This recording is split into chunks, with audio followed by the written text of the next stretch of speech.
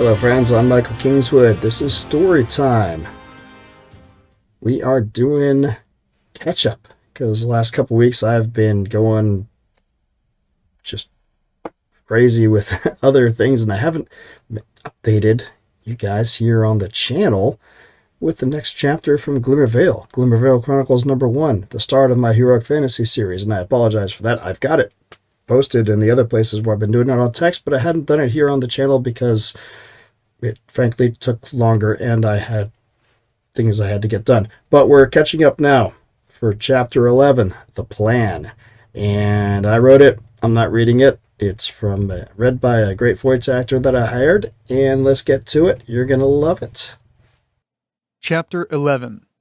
The Plan. That is the stupidest plan I've ever heard. There was never any mystery where Constable Mallory stood on an issue. That much was certain. Not that Julian necessarily disagreed on this particular point, but as far as he and Raedric could tell after talking it over all afternoon, there was no other way to go if they wanted to find out more information about the brigands. What's so stupid about it? Julian almost snorted out a laugh at Raedric's reply. He knew the plan's flaws exactly. Hell, he was the one who envisioned the basic premise of the plan in the first place. Constable Mallory looked at Raedric as if he were daft. You want me to just release the man who attacked you, give him back his arms and equipment, and let him go back to his friends? Why, so he can wreak more havoc out there? They were talking in one of the booths in the Orlock. They had picked one near the corner of the room, as far from the other patrons as possible.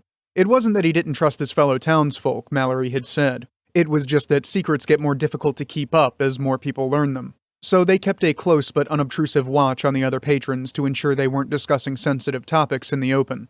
Raedric shook his head as he responded to Constable Mallory's question. It wouldn't be some charity project. He's leverage. Damn right he's leverage. And that's wasted if he makes it back safely and lets his boss know what pushovers we are.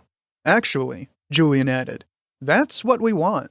The easier they think the target is, the less likely they'll expend a lot of resources to keep the pressure on. Why bother risking it if we're just going to fold anyway? Near as I can tell, Farzel's pretty confident as it is. True, but if we're so scared of him that we release one of his men and make an example of the two guys who injured him and killed his companions... Constable Mallory snorted again. What, you want me to whip you or something? Raedric shook his head. Not for real, but you can put on a show of punishment or something. Then you release him and he rides out of town feeling smug and superior. And then we follow him back to his base camp, Julian added. Constable Mallory nodded slowly. I understand, but it's still a dumb plan. Julian opened his mouth to reply, and so did Raedric, but the constable cut them off. There are too many things that can go wrong, and then we'll be without a prisoner and Farzel will think we're cowardly and incompetent. So what would you do with him? Asked Raedric. Have a nice show trial and then hang him. Leave his head on a pike where Farzel's sure to find him and negotiate from a position of perceived strength. Now that was stupid. If you consider Farzel riding into town with his whole gang in a towering fury to be negotiating from a position of strength, who am I to dissuade you? Constable Mallory looked taken aback for a moment. Then he flushed and nodded, the wind leaving his sails noticeably. Maybe that wouldn't be the best idea after all. So we're a go then. When are you going to release him? The constable sighed and shook his head. Tomorrow, I suppose. The mayor's not going to like this at all. With that, he slid out of the booth and stood up. He took a step away, then looked back over his shoulder at the two men. This better work. This is just the first move in the game, Lucian. Trust us. Julian had to hand it to him. Raedric could be smooth and reassuring when he needed to. Constable Mallory sniffed, but Julian noticed he cracked a smile as he turned again and walked out of the inn. The door swung shut behind the constable, and Raedric looked quizzically at Julian.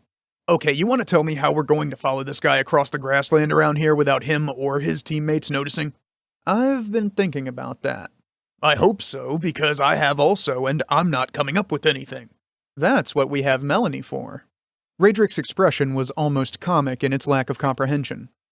Melanie met them shortly before noon the next day on the outskirts of town. She was dressed down from when Julian last saw her. Her dress was simple enough to pass unnoticed in most situations, but a closer look revealed that it was divided for riding and was made from the finest material. It also accentuated her curves in a very pleasing way as she walked toward them. I wouldn't go there if I were you.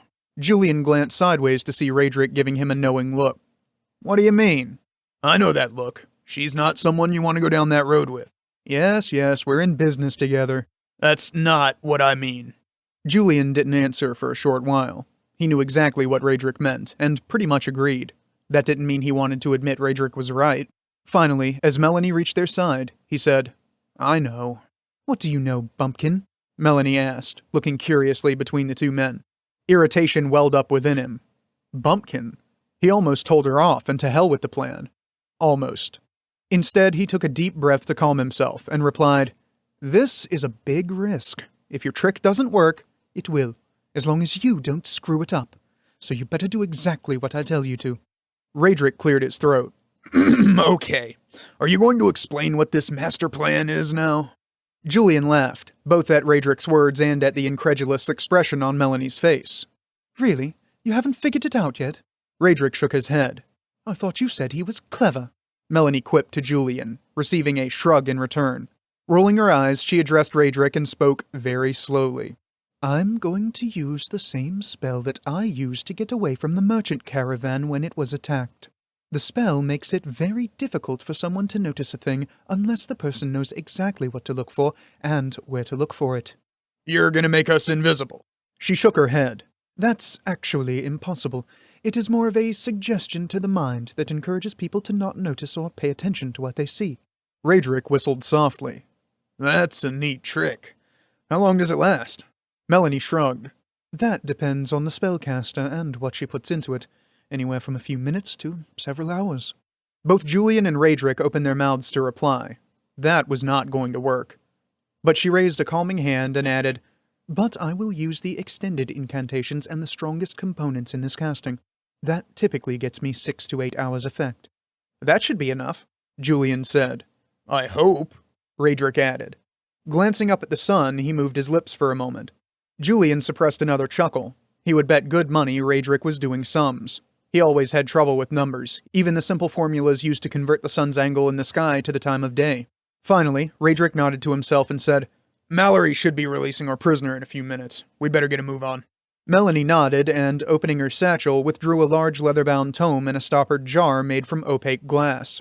She placed the jar carefully on the ground and opened the tome. After leafing through it for a short time, she tapped her index finger on one particular page and nodded in satisfaction. Here it is. What do we do? Julian asked. Stay right there and don't move until I tell you. Melanie replied absently as her eyes scanned the page. After a moment, she closed the book and deposited it back into her satchel, then picked up the jar again. Slowly, carefully, she worked the cork until, with a soft pop, it pulled free. Then she closed her eyes and stood still for a time, the jar pressed to her chest, as she breathed in and out in long, slow breaths. She began chanting softly. It was almost too quiet to hear at first, but quickly her chant became louder until she reached her normal speech level. Then her eyes opened, and she began to move. It was as if she was dancing with an invisible partner. Her feet landed in precisely chosen places as she turned a circle in front of them. Her chanting continued, becoming more rhythmic in time with her footsteps. She turned a circle again, and her voice became louder. As she turned to face the men, one at a time, she reached into the jar and cast part of its contents into the air above their heads and those of their horses. Dust of some sort, sparkling in the sunlight from small reflective pieces that were ingrained into it, puffed around them and gradually settled onto their heads, shoulders, and torsos. Julian had to forcibly restrain the urge to dust himself off. Next to him, it looked like Raedric was desperately trying to hold back a sneeze. All at once, Melanie's chanting reached a loud climax. Then she stopped and once again clutched the jar to her chest. It is done, she said in a somber, dramatic tone. That's it? Julian asked. I don't feel any different. You don't look any different either. More's the pity, Raedric quipped. Melanie rolled her eyes as she restoppered the jar. Of course he doesn't, she said. You're both under the spell, so you'll see each other normally. Other people, though. She shook her head. I cast the spell, and I have to concentrate to notice you two. But even that might not work if I didn't know for certain that you were there. Believe me, you both are quite unnoticeable. With a pronounced smirk, she added, which is, I suppose, not that big a change. With that, she replaced the jar into her satchel and turned away. Good luck. Try not to get killed. I don't know about you, Raedric said after she walked out of earshot, but I've never been so inspired. All right, I know what you're thinking. You're thinking, hey, Kingswood, I love that story. How can I buy your books? Great question. Here's the answer. Best way to buy my books is to come over to my site, michaelkingswood.com/store.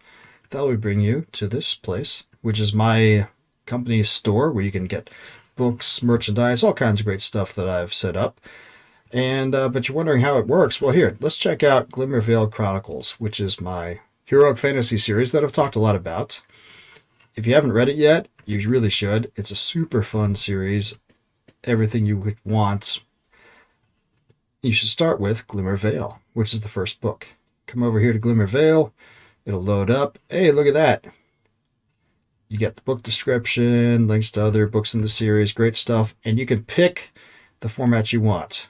You got ebook, trade paperback, and audiobook. Not everything I've written is an audiobook yet, but almost everything's a trade paperback and everything's an ebook. But like, hey, I know what you're thinking. Hey, I'm buying from you. How do I get the ebook?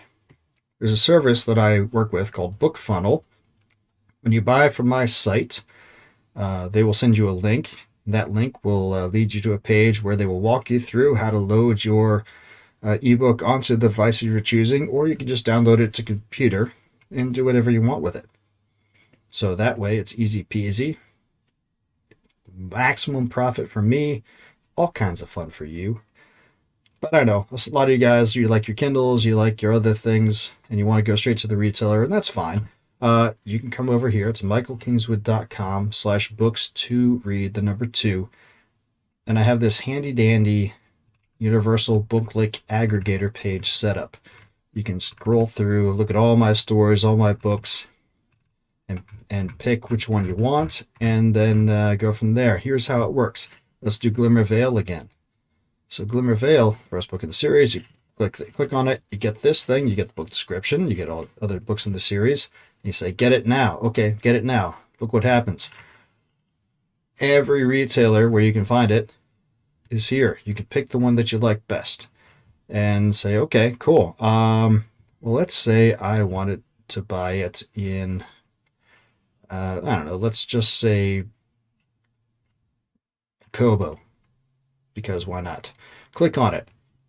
And then it'll ask you, is this your favorite store? If so, you set it so every time you come back, you don't have to choose. It'll just go take you to your favorite store.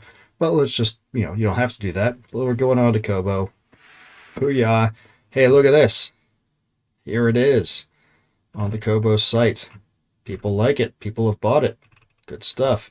Links to other things of mine. And, or you can do one of the other stores that you like. Either way, you get the book you like. I get money. It's all good.